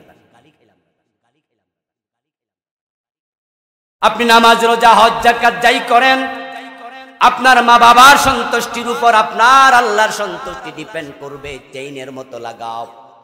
قال النبي صلى الله عليه وسلم رضا الرب في رضا الوالدين وسخط الرب في سخط الوالدين। আমার রাসূল বলে দুনিয়ার মানুষ নামাজ রোজা হজ যাকাত যাই করো না কেন, তোমার রব আগে তাকায়া দেখবে তোমার বাবা মা তোমার উপর খুশি আছে কিনা। বাবা মার সন্তুষ্টির উপরে আল্লাহর সন্তুষ্টি নির্ভর করে। যেই সন্তানের উপরে তার বাবা মা নারাজ, ওই সন্তান 30 বার হজ করো আল্লাহকে রাজি করতে পারবে না। আপনাদের করিমগঞ্জ বাজার কি দোতলা, তিনতলা, পাঁচতলা বিল্ডিং আসেনি? আছে তো, কিশোরগঞ্জে তো আছেই। আচ্ছা কিশোরগঞ্জে যে 10তলা বিল্ডিংটা তাকাইয়া দেখছেন, এটা যে মাটির উপরে 10, 1 2 3 4 করে গণেন, কিন্তু মাটির নিচে যেটা আছে এটা হলো আসল, যেটা দেখা যায় না। This is called foundation. ওইটা মজবুত না হলে 10তলা বিল্ডিং দাঁড়ায়া থাকবে না, মাথার উপরে ভেঙে। মা বাবার সন্তুষ্টি ফাউন্ডেশন। ও যুবক শোনো, বউ পাইয়া বাবা ভুলে যায়, মা ভুলে যায়, বউয়ের কথা শুনে মারে গালি দেয় এমন যুবকও আছে। আমি ঢাকায় মাঝে মাঝে দেখি এমন কিছু রিক্সাওয়ালা যার দাড়িগুলা পাকা, পান চাবাইতেছে, দেখি পানটা চাবানোর দাঁত নাই, রিক্সা চালাচ্ছে দাঁতগুলো পড়ে গেছে। সুযোগ থাকলে কথা বলি, জিজ্ঞাসা করি, 20 টাকা 50 টাকা বাড়াইয়া দেই, সমর্থতার সাথে একাত্ম হই, ভালোবাসা দেখাই। চাচা সন্তান নাই নাকি? বলে আছে বাবা, 2টা ছেলে আছে, 2টা মেয়ে আছে, মাইয়াগুলা বিয়া দিছি, পোলাগুলো বিয়া করছে। এই বয়সে কেন রিক্সা চালান? কই পোলা পান তো খবর নেয় না।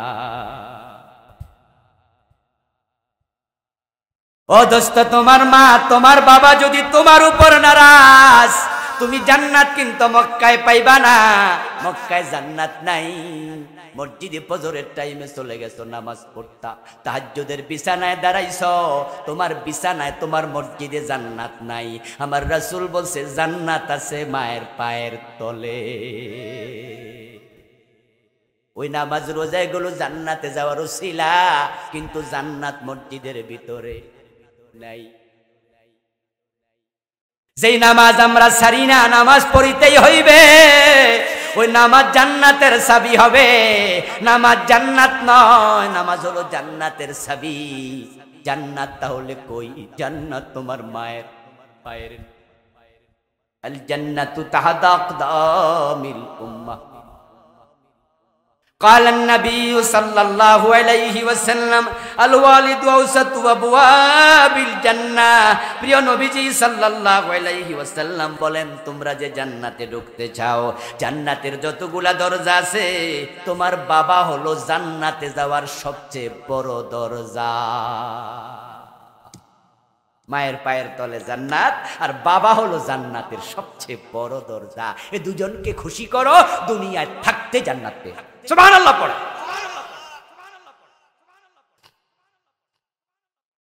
প্রিয় নবীজি বলেছেন আমি জান্নাতে ঢুকলাম রাসূলুল্লাহ মেরাজের রাতে জান্নাতে গেছে প্রিয় নবীজি স্বপ্নে জান্নাতে গেছে আল্লাহ রাসূলকে একাধিকবার জান্নাতে ঢুকাইছেন সশরীরে একবার মেরাজের রাতে قال النبي صلى الله عليه وسلم دخلت الجنة وسمعت فيها القرآن আমি জান্নাতে ঢুকে শুনতে পেলাম আল্লাহর এক বান্দা জান্নাতে কোরআন তেলাওয়াত করছে আমি কোরআন তেলাওয়াত শুনে দাঁড়ালাম ভাবলাম এটা আমার উম্মত হবে ঈসা নবীর উম্মত হলে ইনজিল পড়তো নবী মুসার উম্মত হলে তাওরাত পড়তো যেহেতু কোরআন পড়ছে নিঃসন্দেহে আমার উম্মত হবে এত সৌভাগ্য জান্নাত পেল কোরআন তেলাওয়াতের অনুমতি পেল আমি জিবরিলকে প্রশ্ন করলাম মান হুয়া ও জিবরিল এই সৌভাগ্যবান ব্যক্তির পরিচয় কি জিবরিল জবাব দেন হুয়া হারেসা ইবনে নুমান ও নবী আপনি কি চিনেন নাই এটা আপনার সাহাবী হারেসা বাবার নাম নুমান আপনার সাহাবী হারেস অথচ হারেসা তখনও মারাই যায় নাই হারেসা মারা গেছে ওসমানের সময় ওসমানের খেলাফতকালে কোন ঐতিহাসিক বলছেন ওমরের খেলাফতকালের শেষ মানে রাসূলের ইন্তেকালের পরও আরো অনেক দিন হারেসা জীবিত আর রাসূল দেখে হারেসা জান্নাতে কোরআন পড়ছে আল্লাহর হাবিব দুনিয়ায় ফিরে আসলেন হারেসা ইবনে নুমানকে ডাকলেন কাছে নিয়ে বললেন হারেসা এমন কি নেক আমল করো গোপনে গোপনে আমি তোমাকে জান্নাতে কোরআন তেলাওয়াত করতে দেখে এসেছি হারেসা আমার একটু বলো তো তোমার কি এমন নেক আমল আছে হারেসা ইবনে নুমান বললেন ইয়া রাসূলুল্লাহ আপনি যা বলেন আমি তো তাই করি অন্যরা যে আমল করে নামাজ পড়ে রোজা রাখে হজ যাকাত এগুলো আমি তো এগুলোই করি হুজুর তবে এক্সট্রা অতিরিক্ত একটা আমল আমার আছে যেটা সবার নাই সেটা হলো আমার একজন বুড়া মা আছে যেই মা নিজ হাতে খাইতে পারে না খুব বুড়া আমি হারেসা তাকে নিজ হাতে খাওয়াই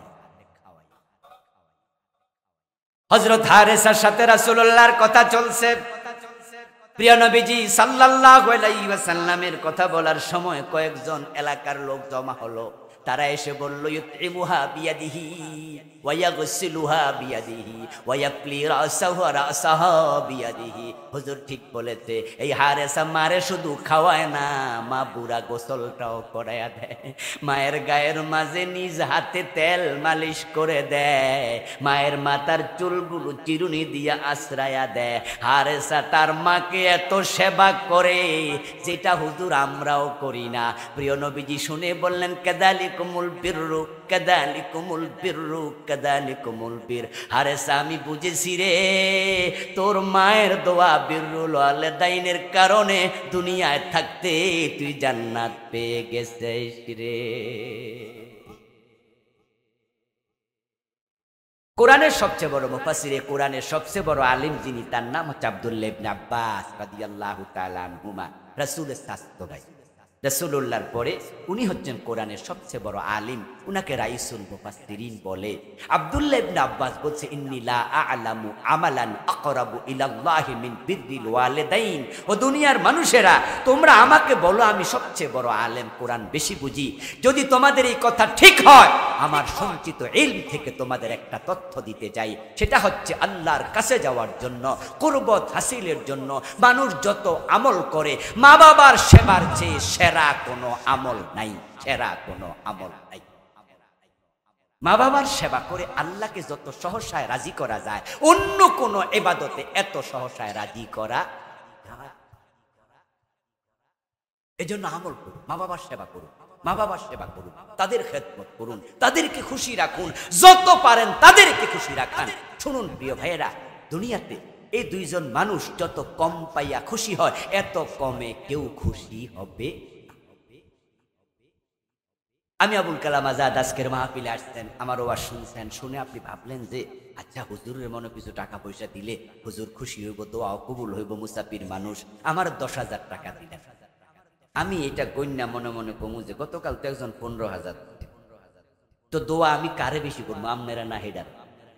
আমার 10 পদের তরকারি খাওয়াইলেন, মনে মনে ভাবলেন যে হুজুর আজকে খুশি হবে, আমি তো গত 17 পদ খাইছি, তো আমনেরে বেশি করবো না হেরে করবো, আমি কম্পেয়ার করবো কে বেশি সেবা করে। কিন্তু আপনার মা বাবা, আপনার তার সন্তান আছে 2 জন 3 জন 4 জন, তার মনে আপনি প্রতিযোগিতা করেন, আমার ভাইদের সেই খেদমত আমি বেশি করবো। এমনও হতে পারে আপনার বাবা একটু পান পছন্দ করে, চাইছে 1 বিড়া, দিলেন 2 বিড়া, মা বলছে 1টা কাপড়, দিলেন মাত্র 2টা কাপড়, দেখবেন হাসি দিয়া বলবে পোলা এত লাগে নাকি, আর মনে মনে বলবে আমার পোলা কত ভালো। আরে মায়ের জন্য 1টা কাপড় কয় টাকা? 700, 800, 1000, 1500, 2টা মাত্র 2500, 2000, 500, 3000। এই 2000 টাকা এত খুশি হবে, আরেকজন পীর সাহেবকে লাখ টাকা দিলে এত খুশি করতে। মা বলছিল বাবা 10টা টাকার পান আনিস তো, বলেন আপনাদের বলে না বাজারে যাওয়ার সময় 10টা টাকার পান আনিস তো, আপনি 20 টাকা 30 টাকা 50 টাকা নিয়ে মার হাতে দেওয়ার সাথে সাথে দেখবেন যে আপনার মা বলবে কি রে বাবা এতড়ি আনছস, অল্পতে খুশি, মন ভরে দোয়া করে দেবে। আর আপনি বলেন যে মা লাগলে আরো নেও, আপনার বাবা চাইছে আপনার 50 টাকা 100 টাকা, আপনি 500 টাকা দিয়ে দেন, দেখবেন খুশি কাকে বলে। ও প্রিয় ভাই, আপনার বাবার দোয়া, মায়ের দোয়া আল্লাহ ফিরায় না, ফিরের দোয়া ফিরাতে পারে, মা বাবার দোয়া ফেরত যায় না।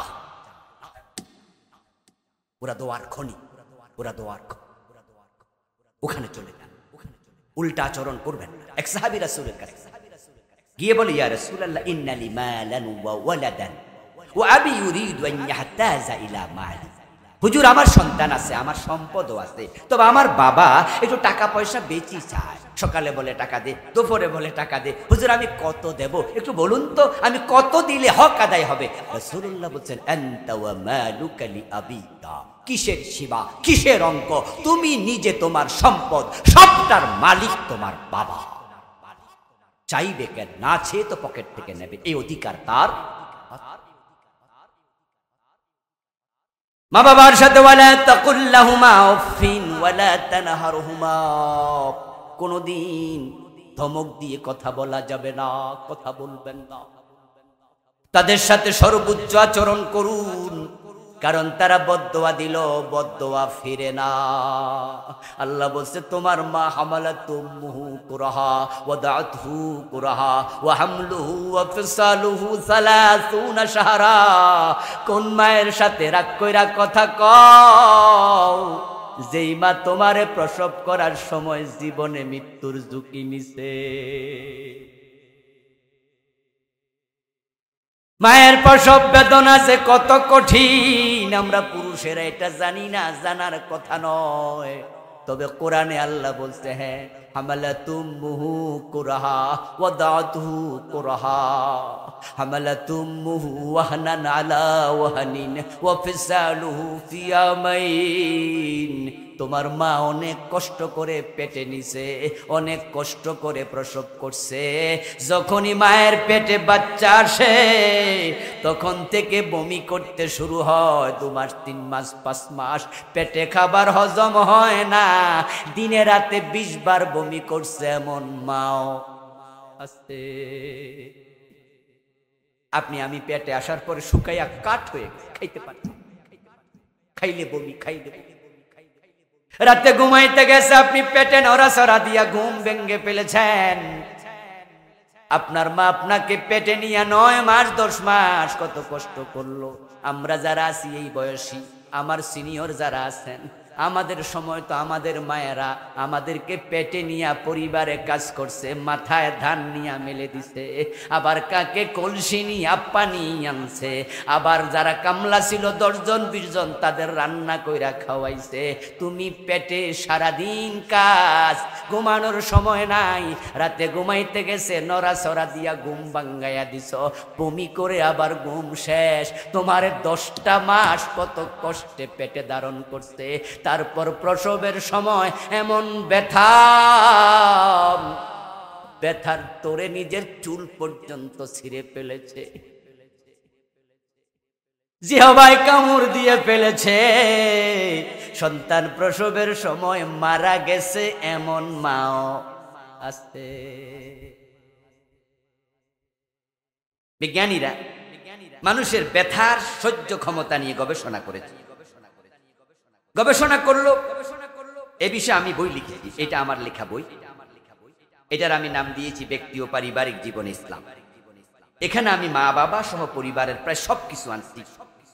1940 সালে ডক্টর ডি হার্ডি এবং হ্যারল্ড জি ওলফ নামে দুজন বিজ্ঞানী গবেষণা করে দেখলেন যে মানুষ 45 ইউনিট ব্যথা সহ্য করতে পারে। একসাথে 20টা হাড্ডি যদি ভেঙে যায়, অ্যাক্সিডেন্ট করলে মাঝে মাঝে পুরো শরীর ভেঙে পটলা হয়ে, 20টা হাড্ডি ভাঙলে মানুষ যত ব্যথা পায়, এই ব্যথা হচ্ছে 45 ইউনিট। এটা মৃত্যুর ব্যথার মতো, এর চেয়ে বেশি হলে মানুষ মরে যেতে পারে।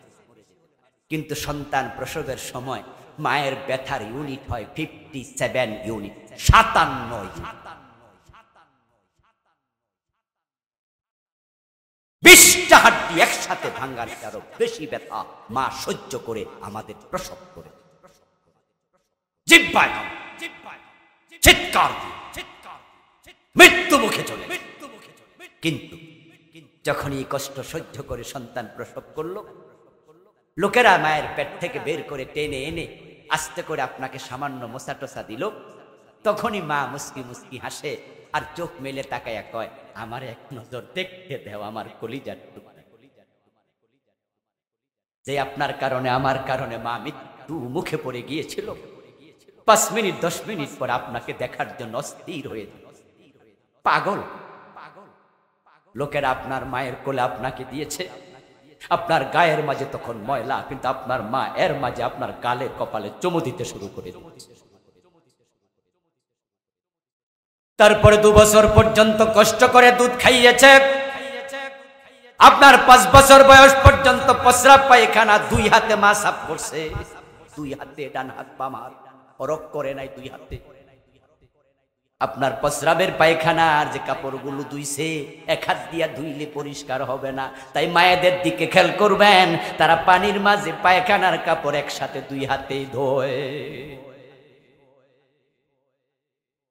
সন্তান কোলে নিয়ে মা ভাত খায়, সন্তান দুধ খাচ্ছে, মায়ের কোলে শুইয়া শুইয়া মা ভাত খাচ্ছে, এর মাঝে পায়খানা করে দিছে। ভাইয়েরা বোনেরা বলে গন্ধ গন্ধ গন্ধ, সমবয়সী ভাই বোনরা দৌড় মারে, কিন্তু মায়ের নাকে কোনো দুর্গন্ধ নাই। বরং মা কাপড়টা একটু সরাইয়া আরেকটা কাপড় আপনার ব্যাক সাইডে দিয়া সুন্দর করে ভাত খায়, মায়ের কোনো দুর্গন্ধ লাগে না। ও যুবক, এই মায়ের সাথে কেমনে রাব ব্যবহার করো, কেমনে বিহেভ করো খারাপ, কেমনে বউ পাইয়া মা ভুলে যাও। চাকরিতে চলে গেছো বউ নিয়া, মায়ের খবর নেও না, বাবার খবর নেও না, বউয়ের অভিযোগ শুই না, মায়ের সাথে 1 মাস কথা বলা বন্ধ। এমন যুবক ফোন দেন আমাকে, অথচ তোমার ছোট্ট কালে মা যদি 6 ঘন্টা তোমার খবর না নিত, তুমি ঠান্ডা কালে প্রস্রাবের মাঝে শুইয়া নিউমোনিয়া আক্রান্ত হইয়া মরে যাইতা। তাই মা যখন সন্তানকে কাছে নিয়ে ঘুমায় শীতকালে, একটা হাত তার ব্যাক সাইডের উপরে পাছার উপরে দিয়ে দেয়, প্রস্রাব পায়খানা করলে যেন মায়ের হাতে টের পায়, সন্তান যেন শীতে কষ্ট না পায়। এই বাবা, এই মা বাবা তোমার জন্য তার রক্তটাকে পানি করছে, ঘামকে পানি কইরা কামাইছে, রিক্সা চালাইছে, ঠেলা চালাইছে, কৃষি কাজ করছে, মিস্ত্রিগিরি করছে। আমরা বাবারা কত কাজ করি, জীবনের ঝুঁকি পর্যন্ত নিয়ে টাকা কামাই, সন্তানের জন্য খরচ করতে আমাদের মনে কোনো কষ্ট নাই। বাবার জুতা সেরা, কিন্তু সন্তানকে নতুন জুতা কিনে স্কুলে পাঠায়। বাবার মতো মহসিন দয়াবান দুনিয়ায় কাকে পাইবা। বাবার গেঞ্জি ছিঁড়া, বাবার জামা ছিঁড়া, গরিব বাবা, কিন্তু সন্তান স্কুলে পড়ে, তাই তাকে নতুন জামা কিনা দেয়। আমার বাচ্চা যেন দোস্তদের সামনে লজ্জা না পায়, এই তোমার বাবা যে জীবনে সবটুকু দিয়ে তোমাকে বড় করেছে, আর আজকে তুমি বাবার দিকে তাকাইয়া কথা বলতো বড় সুরে, চোখ বড় করে। রেগে যাচ্ছ বাবার কথা শুনে।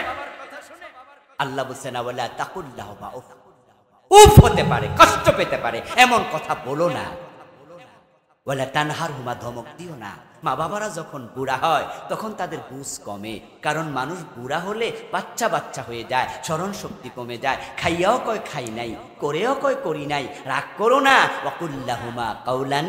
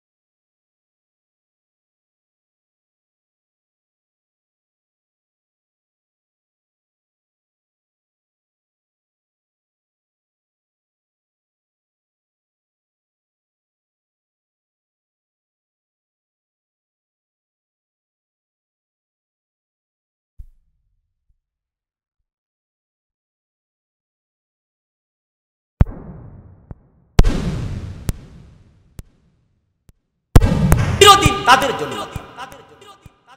তোমার সাথে সম্পর্ক কেটাপ হতে পারে, আমার মায়ের সাথে বাবার সাথে সম্পর্ক কেটাপ হবে। এখন তো দেখা যায় যে মা বাবারে ভাগ করে দেয়, ভাগ করে দিয়েছে, পরের ওই ঘরে খাচ্ছে। খাওয়া অবস্থায় শ্বশুর শাশুড়ি আসছে, বাজার থেকে বড় মাছ আনছে, মা বাবা দেখছে ছেলে আজকে বড় রুই মাছ আনছে, মনে মনে ভাবে নিশ্চয় আজকে তো আর আমাদেরকে রেখে খাবে না। ছেলে তার বউরে বলছে মা বাবারে একটু ডাইকো, সন্ধ্যা বেলায় রান্না করার পরে। বউ মারছে একটা ধমক। গত পরশু দিনে না খানার রুটিন শেষ হলো, আমার মা আসছে বাবা আসছে, একটু বেশি করে খাওয়ামো, তুমি আবার তোমার মা বাবারে ডাকা শুরু করছো। আর আপনি মেউ মেউ করে বিড়ালের মতো কাপড়ের আঁচলের তলে বলেন ওকে ওকে ঠিক আছে। তুমি সৎ সন্তান না, তুমি অসৎ, তুমি বীর পুরুষটা, তুমি কাপুরুষ। এই ক্ষেত্রে বসে বউর অনুমতি নিতে হবে। কেন নিতে হবে অনুমতি?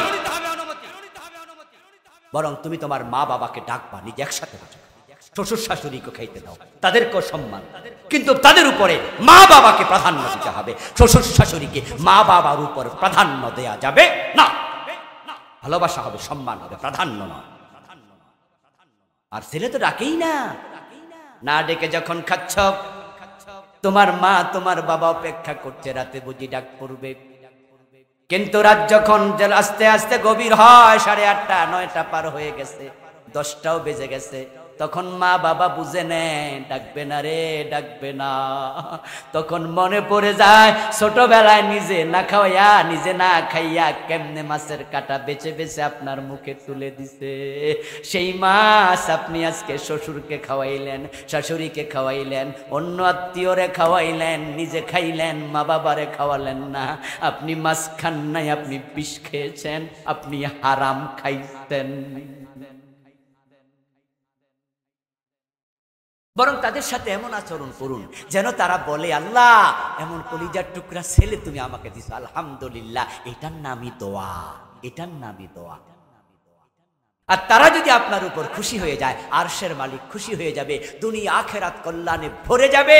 তিলকাল আইয়াম নুদাবিলুহা বাইনান নাস, আল্লাহ বলে আমি দিন ঘুরাই, আপনার সন্তানও আপনার সেবা করবে, আপনিও এমন সন্তানের মা বাবা হবেন।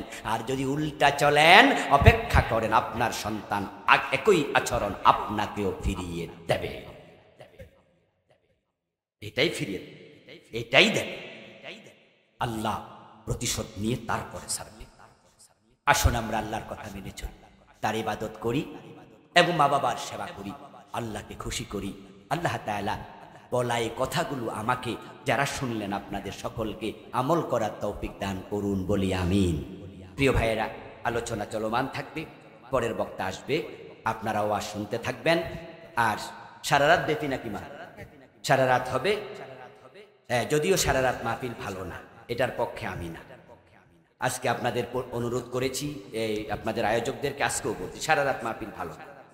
কারণ আপনি ঘুমাবেন, তাহাজ্জুদ পড়বেন, আবার ফজর পড়বেন, এটা ভালো। ওয়াজ 12টার ভিতরে ক্লোজ। ভবিষ্যতে প্রয়োজনে 2 দিন করবেন, কারণ সারা রাত করলে সবাই কি থাকবে?